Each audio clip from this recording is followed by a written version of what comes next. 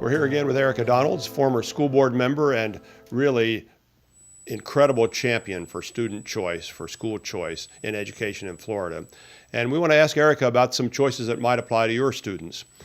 Erika, there are some amazing things that the state of Florida has done to give scholarships for students that other states don't do. A few are trying to do. Maybe you could fill us in a little bit about how that works and some of the best ones for students that parents ought to be aware of. Sure, yes. Florida is the envy of the country when it comes to school choice. And those of us who work in this arena think it's not nearly enough. Exactly. But we do get contacted a lot from people across the country looking at our individual programs that the state legislature has put in place, which are phenomenal and they are helping a lot of kids. The first one is the tax credit scholarship program. That's for students who are in poverty and they would qualify for a scholarship that would allow them tuition at a private school. And that program is serving 100,000 students now. It has a long waiting list, but we're looking to the legislature this year to clear that waiting list out and fund however many students can qualify and who want that program. When you say long, it's thousands of students that it are is on that many list. tens of thousands of students likely. They do shut it off so more people don't add themselves to the waiting list with no hope of getting a scholarship. But we know that there are a lot more who want it, who could qualify, and the legislature hopefully will fund those students.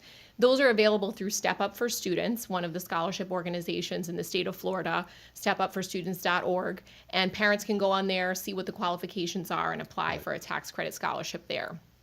There are 4 other scholarships that are available through Step Up for Students. The first one is a transportation scholarship to perhaps a Step Up school or one of the tax credit scholarship schools or other types of school choice that they're exercising, up to $500 per year for transportation. We know that's a barrier to a lot of families. There is the Hope Scholarship, which we're going to talk, I think, a little bit more about. The scholarship that went into place last year for students who've been victimized in their public school. If they've been a victim of assault, bullying, harassment, and they don't feel safe in that environment anymore, the parent can make the choice to obtain a Hope Scholarship to allow that student to go to another public school or a private school. Yeah, and let's emphasize that one of the key things in that scholarship program is that it's the parents who are in charge of that decision. The school has 15 days to come up, if I remember correctly, 15 days to come up with a solution, but the parents ultimately either accept that solution or ask for their child to go to a different school. That's right. That's very significant. And the schools are supposed to let parents know about their right to obtain this scholarship after their student has been victimized. We're afraid, because of the low participation thus far, that that's not happening, or at least parents are not receiving this information in a way that makes them feel it is accessible. And we'd like to see more and more parents to take advantage of this, especially when their student is suffering in a school that they don't feel safe and they're unable to learn effectively. Exactly. We need people to spread the word about this scholarship, because I think you're right. People don't know that there are choices. They've felt trapped by the school or the circumstance, and they don't need to feel trapped by either of those anymore. There is real hope for their students to find a better path. So, there is. So that's an exciting program. There's also the Reading Scholarship for struggling readers. It's $300 a year for a student to get additional instructional materials, tutoring. Any student that is scoring low on the FSA for reading, they can obtain this scholarship as well, and the parent can use that to help them to gain some experience and some training with regards to reading, and that's available to any public school student.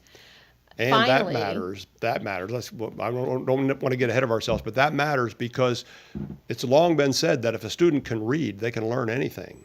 And so when your student is struggling, you want to help them read. I know my son learned to read really well at one point in his school career, made a big difference. So we need to help parents realize this is available. Your child can read. There is support for that. And the additional time, whether it's spent on tutoring or after-school programs when it comes to reading, is proven to help these students. The low 300 schools in the past several years have added additional time of reading, but there are struggling students in every school, even high-performing schools. And so this scholarship is trying to target those low-performing students in schools that are not subject to that extra time give those students the extra time that they need to get caught up. So it's an excellent program. Yeah, that's got to be important for parents and to help their kids. That's got to be significant. But they need to know about it, They right? need to know about it, so we need to spread the word. That's the challenge. We need to encourage parents to talk to each other about these ideas, because you don't need it until you need it. That's and right. then you need to know about it. Well, you said there's another scholarship you were going to talk The about. last one I wanted to mention is the Gardiner Scholarship. Yeah, very and the good. Gardiner Scholarship is an incredible program for students with special needs where parents can access an education scholarship account where they can use that account for multiple types of services. It could be private school tuition, and many of them use it for private school tuition, but they can also use it for therapy, for instructional materials, curriculum to use at home, online courses, tutoring, one-on-one. There are so many possibilities. It allows a parent to customize the education experience for their student with special needs. And what an incredible thing for those kids, life-changing. We want to see more and more students be able to take advantage of this, and we're happy to see that the governor and the legislature have committed to funding this additionally this year. And we should say that not only are these great scholarship opportunities, but they're not difficult to access. If people go to the Step Up for Students website, and we'll put that web address on the screen for everybody, it's really a simple process to learn what's available and to apply for it. They've done a wonderful job of making it accessible for people. We just need to spread the word, help parents know, let's step up for students and get them moving in the right direction. That's right. We're incredibly grateful for the excellent job that they do in both getting the word out to the community, having that information accessible on their website. They actually built an entire software program for the Gardiner Scholarship parents so that they can actually purchase those services online and not have to put the money out up front, which was a barrier again for some of the lower income families to take advantage of those scholarships. So definitely we need parents to go to stepupforstudents.org, tell their friends that may benefit from this, and make sure that more and more parents know about these options. And don't assume that you don't qualify, assume that you do, and take the initiative and help your students. That's right. All right. Well, thanks, Erika. We appreciate your time. Absolutely.